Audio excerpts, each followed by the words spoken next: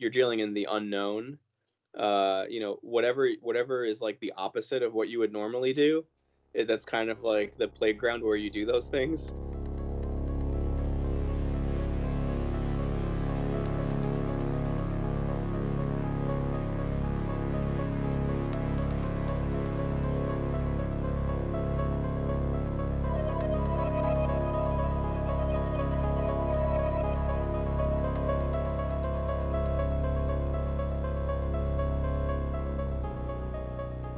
So I'm curious, in the modern world, with everything going on, we're amidst 2020 right now. We're at the ending of the year. Let's hope for a good 2021. But what's it like to be a composer in Los Angeles in 2020? What's it been like for you?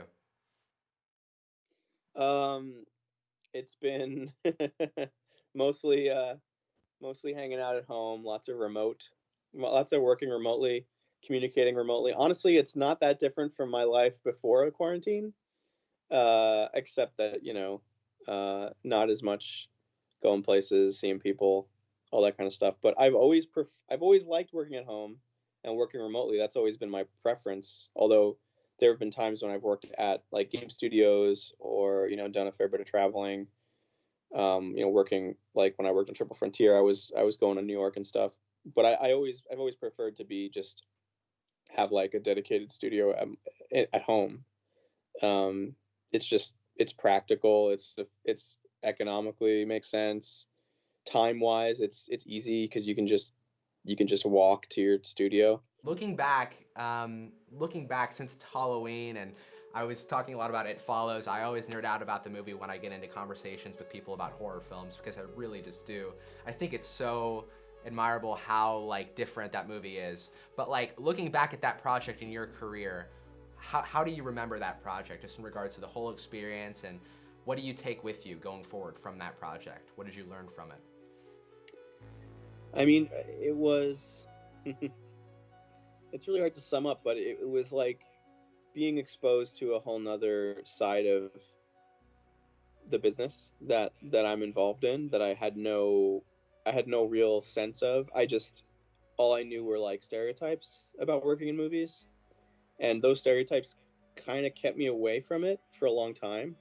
And then when I actually, actually working on a movie, you know, your perspective sort of fills all of that out with all the nuances of it.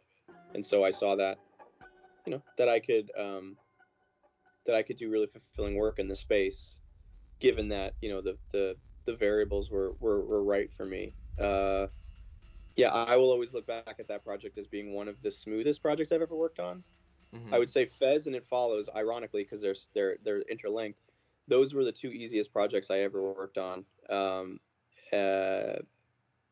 and yeah, it's just weird how sometimes things just gel, and other times it's just so taxing. And some of the things I'm the most proud of were insanely hard, and then some of them were really easy. What was it like to work on your first feature film?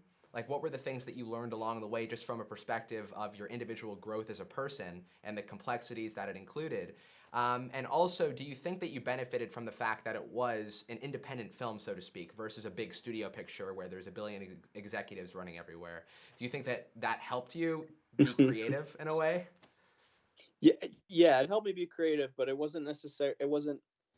I think It Follows being my first film project. It kind of created a lot of false expectations about what it would be like to work in movies, because it was definitely an outlier experience being an independent project. It was total. They were winging it completely, and that's not been my experience on any subsequent movie or TV project that I've worked on. And so it gave me, it allowed me to ease into it in the sense that I was used to a more cavalier, informal kind of style of working. But that's an exception and not the norm in film. And film tends to be very bureaucratic and multi-layered and complicated. So it took me a little longer to get to that stuff and to realize that there's a lot of extracurricular stuff that you have to deal with when you're working in movies that I never had to deal with before.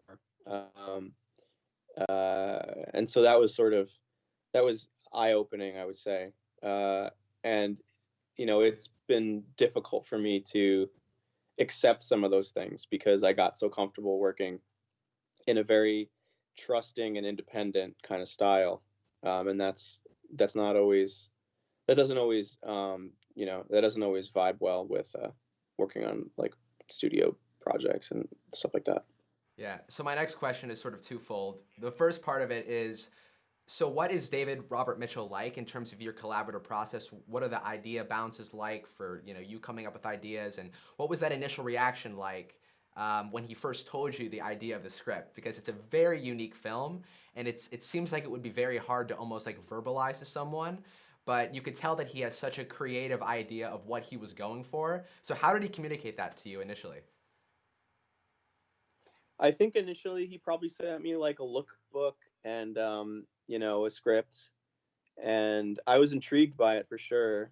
Having never done a movie, but also never really being that I was never that into horror, so it definitely piqued my interest as something outside my normal territory. Reading the script, I liked it. It had a different ending originally, and I wasn't really a fan of the original ending. Uh, and also I was just I was like knowing whenever I'm like fielding an opportunity and I'm looking into it, I'm doing research.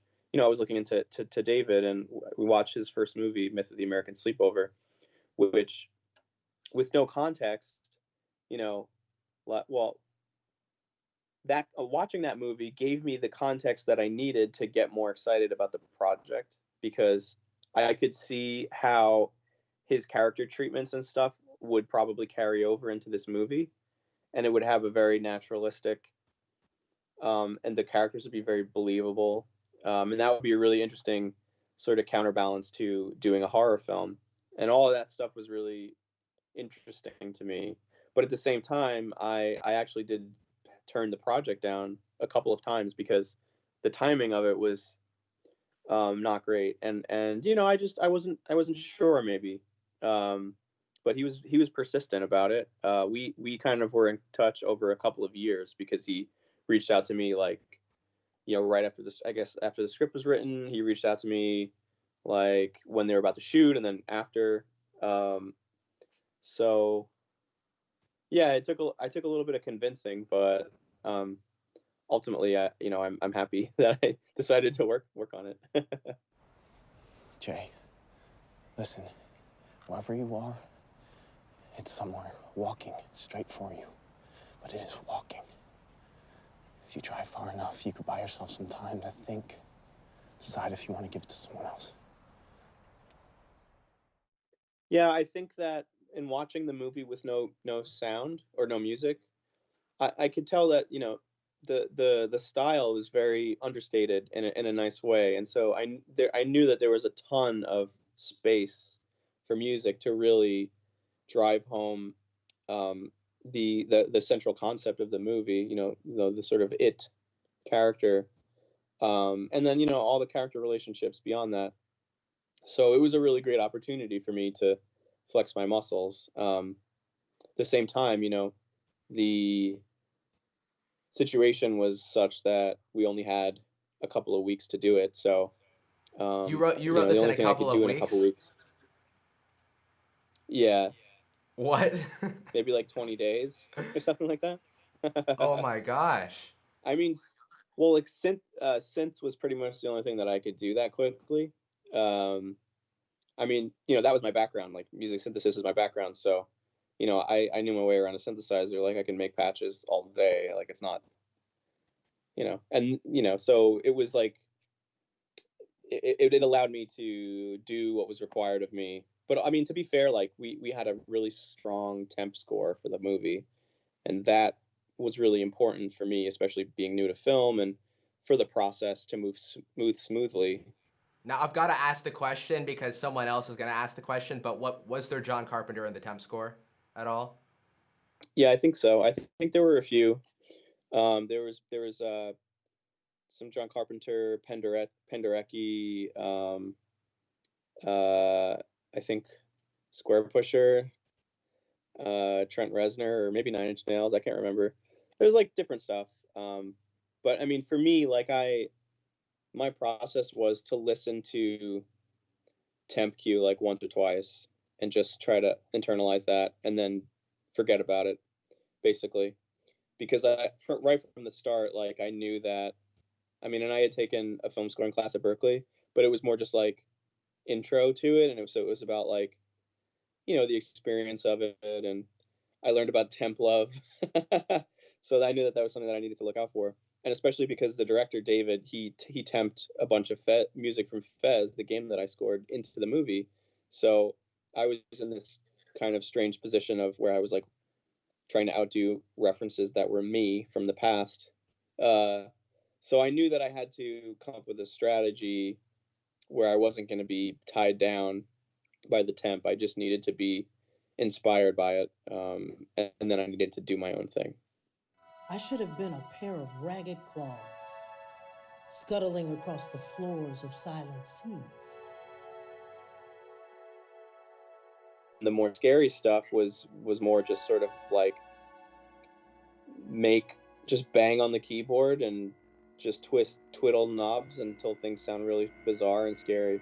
Like that was literally my process. There was no intellectual anything. It was just have fun and just make weird sounds. How did you decide that the music was going to be set with that 80s synth vibe? Because it's weird, you can't really tell when the film is taking place, whether it's in the 2000s or the 80s, and I don't know if that was purposeful. Yeah. But how did you decide to base it in this time period? Well, I didn't. That's just sort of what people seem to pull from it. I think there's a lot of reasons why someone would feel that it was 80s inspired. I mean, it was in a way, but not directly. Like I was inspired by Goblin and Marcone and stuff like that. I think because I was using synthesizers, that just sounds 80s to people. So, but because I think because I wasn't trying to like cop some kind of like trope or something like that. Yeah, I was just like, the film has a timeless quality, like where you can't tell whether it's taking place in a certain time period. So was that part of the pitch that David made to you in regards to this has to feel really ambiguous in regards to when, where, how, and was that part of your approach for creating the music?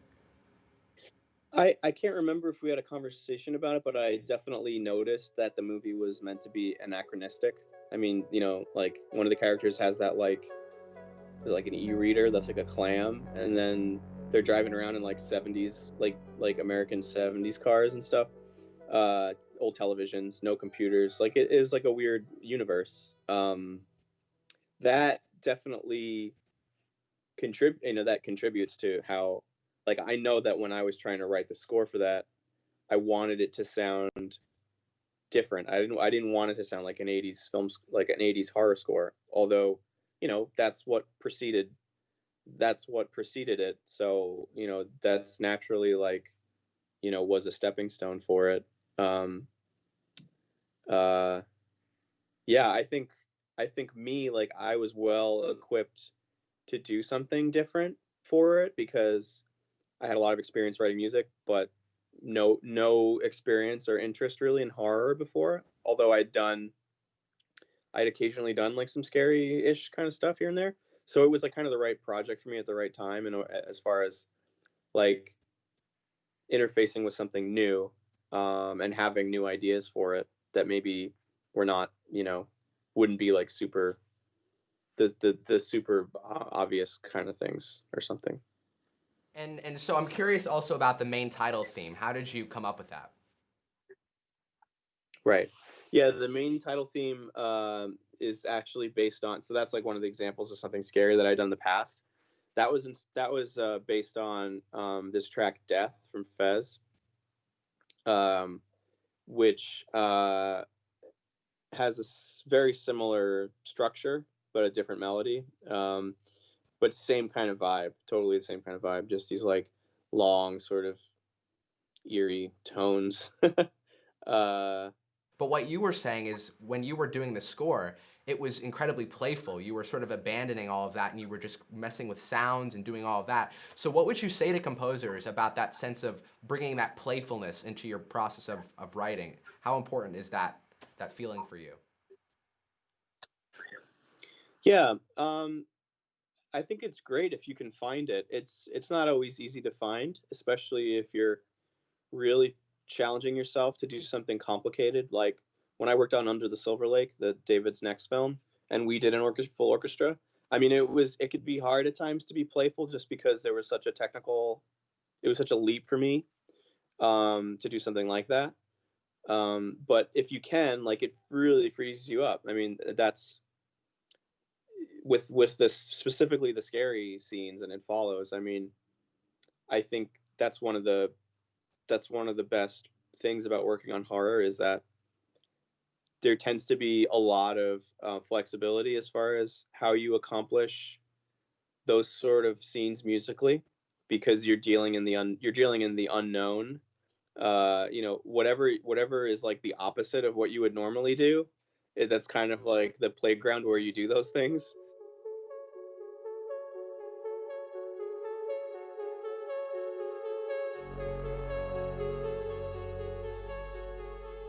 And that's obviously like a super courageous choice on your behalf, because I would assume many people would just take on whatever, but you chose to sort of stick with your gut and make the decision like, hey, I'm not going to get Yeah. myself into this hole of doing a billion, 80s style horror scores with synths and Right. stuff. And I totally respect that, because your two next scores, Under the Silver Lake and Triple Frontier, are again very, very unique and very, very different from It Follows. So I'm curious, going into these, first of all, the second film and collaborating again with David Robert Mitchell, can you summarize a little bit of how you guys chose to derail from the sound of It Follows and go on this new trajectory for Silver Lake? Yeah, I think David and I both are novelty seekers. So, he wanted to do something. I mean, Under the Silver Lake is a very different kind of movie than It Follows. It does have some scary elements, but it's a different genre. And for me, I don't like to repeat myself too much. So, um, it was natural that we would try something different, and we even tried a different process for how to collaborate, and that didn't really work out so well.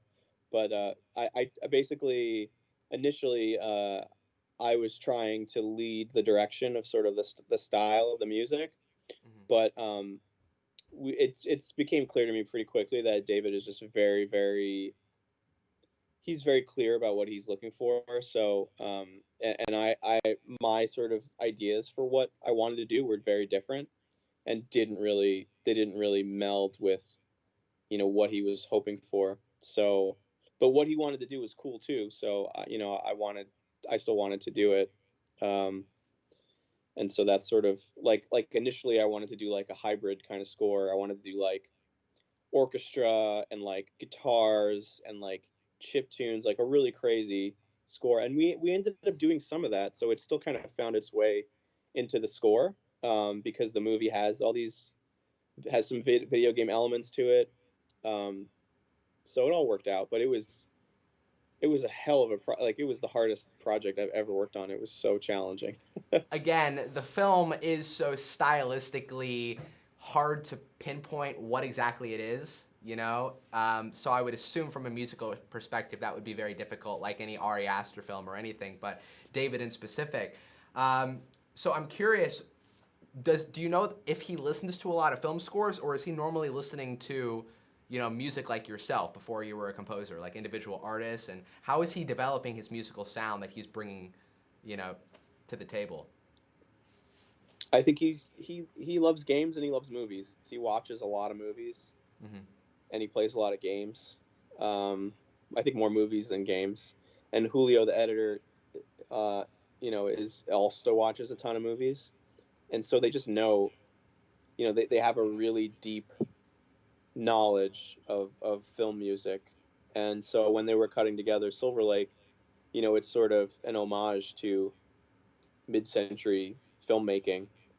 Um, and so the temp score was a lot of Bernard Herrmann and Jerry Goldsmith and stuff like that.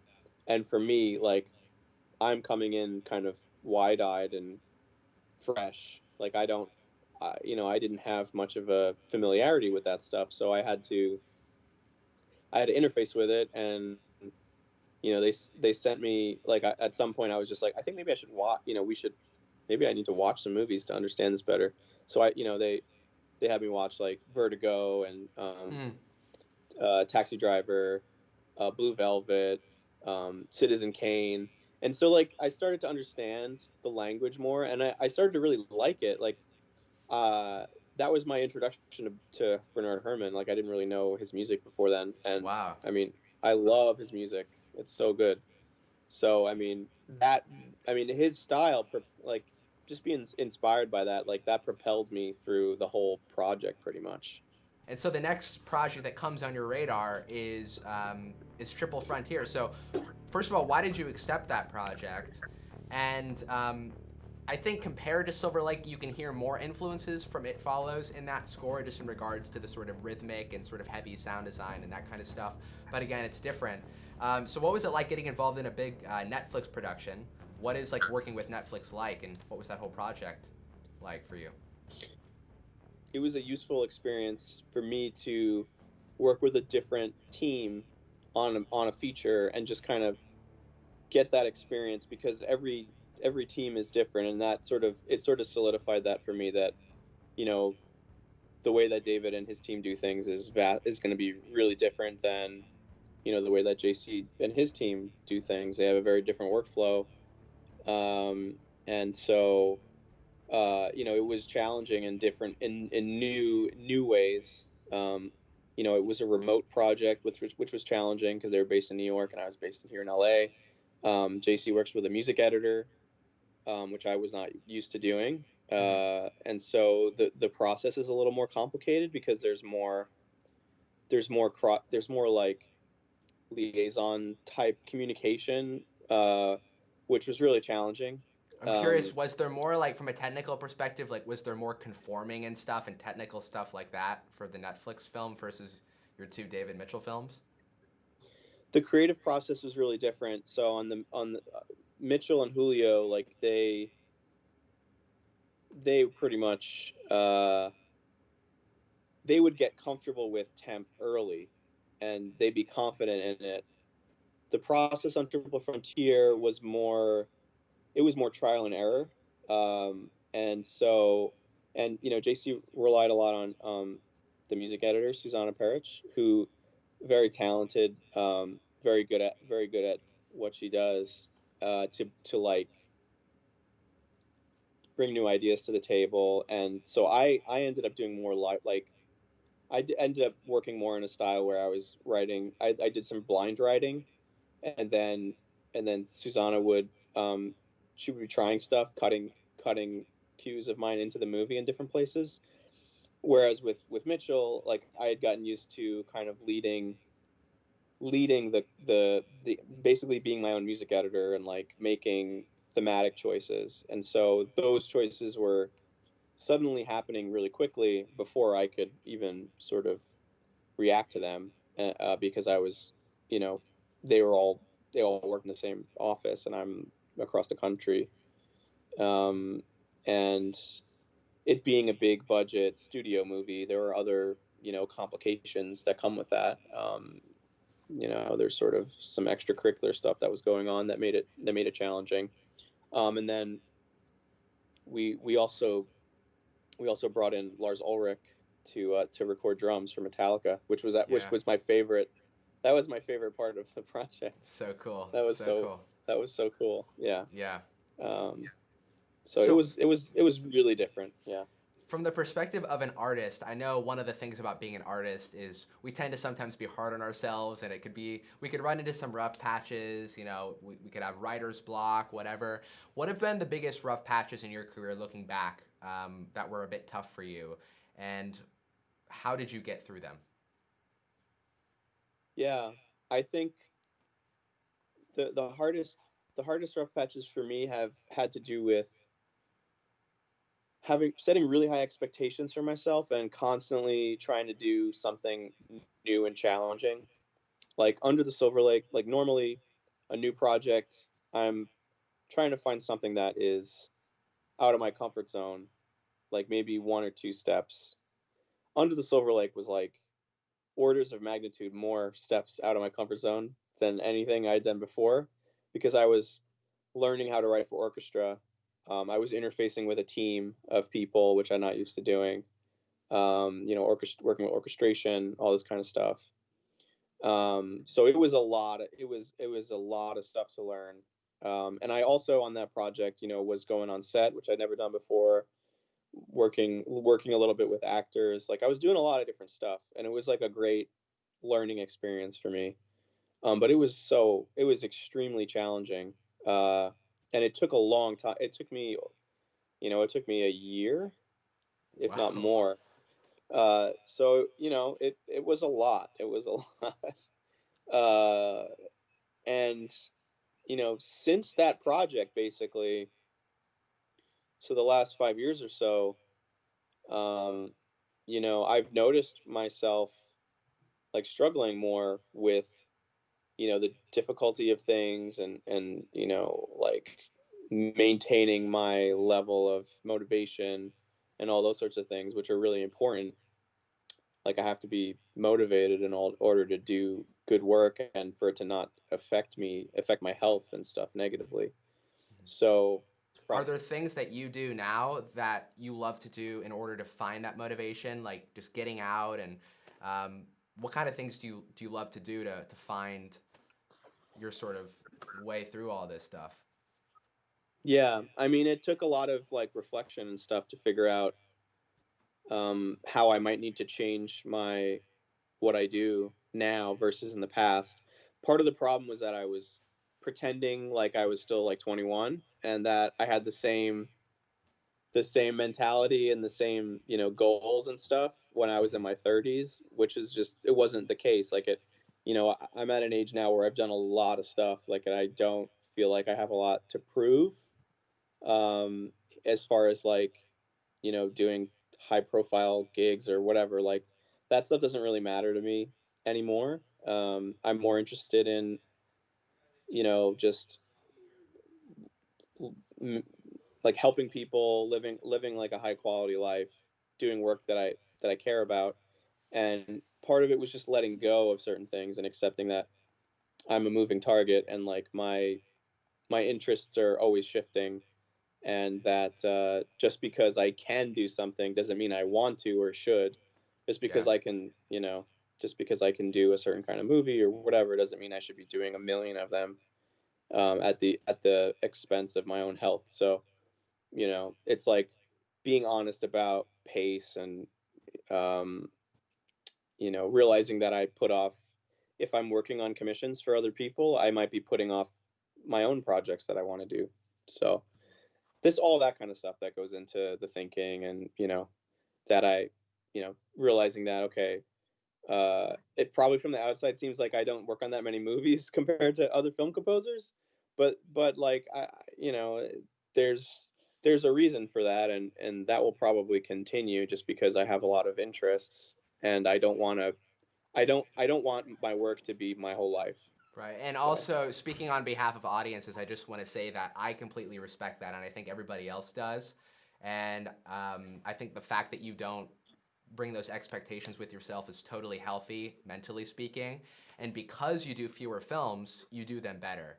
I think we've gotten used in recent years to a lot of people who tend to do 50 movies a year, and they tend to sound similar, I guess. And your scores do sound really different, and so that gives you a bit of time to develop. So I hate the whole "where do you see yourself in 5 years" question, but where do you see yourself in 5 years? um Or I guess, what are you looking to do in the next few years on your radar? yeah, I mean, I think that I sort of I see myself doing less soundtracks, because I've done a lot of sound. I mean, I haven't done that many film soundtracks. Like I have another one coming out, but I've done a lot of game soundtracks. So in general, I've done a ton of that kind of work. And as I was saying, like I have a lot of personal work that I've been working on, but I haven't seen it to fruition yet. I have a lot of software that I've been developing that I'll probably spend more time working on. Um, and beyond that, I might write a book about my experiences, share all my Yes. knowledge, Yes. maybe do some coursework, stuff like that. Because I feel like at this stage of my career, I've been doing it for a long time, and I kind of see myself as like moving into more of you know, a giving back kind of role, like just sharing my experiences, because there's not a whole lot for me to, like I said, to prove at this point. Like I'd rather help other people kind of do what I've done. So. My last question for you has to do with, for all of the composers out there that are watching this on my YouTube channel, I'm curious, what are your recommendations for them, for me, just in regards to as we move forward and continue to try to gain experiences and head off into this crazy world of media scoring or composition in general? As far as like, yeah, as far as like advice for starting to develop a career, I mean, the thing that worked for me was being really open-minded, doing lots of different stuff early on, like trying lots of stuff, being willing to work for free in the beginning, just to like get your chops. Um, going to going to lots of events, whatever that means in 2020. Just putting yourself in lots of situations to mingle, I guess, and meet other people.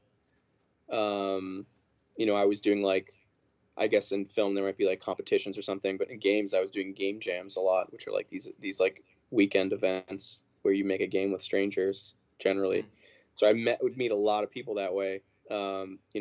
Develop a peer group, like have a really strong community of peers, people who are your age, who are in a similar situation, so you can feed off of each other's enthusiasm and knowledge, and find peers in other you know peers in other spaces that are tangential to music, like filmmakers and animators, and the kinds of people that you can potentially collaborate with. And I think, because if you're in it for the long haul, like the relationships are extremely important. Yeah, 100%. Yeah. Well, thank you so much, Rich, for everything and for your music and for the conversation today. I really, really do appreciate it. Awesome. My pleasure. Absolutely. And good luck with everything. I cannot wait to continue to follow your career. And so, yeah, we'll see you later. You have a great evening. Bye-bye. You too.